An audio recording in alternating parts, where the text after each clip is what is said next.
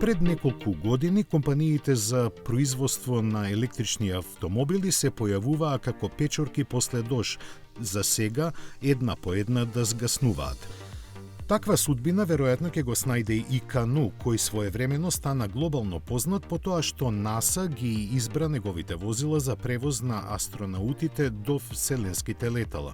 Од прилика во тоа време компанијата се пофали дека има нарачки за возила во вредност од $2 милиарди, како и дека меѓу нејзините клиенти се синџирот супермаркети Walmart, Американската пошта, па дури и армијата.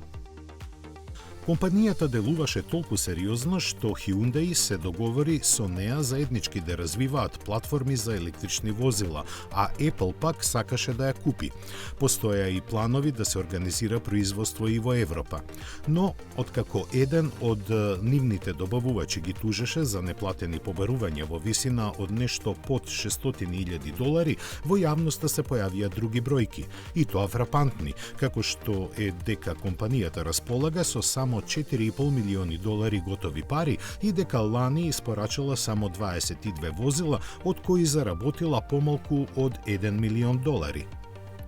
Се дозна и дека, иако загубите нараснале на скоро $120 милиони, во истото време на генералниот директор му се исплатени 1,7 милиони за летови со приватен авион.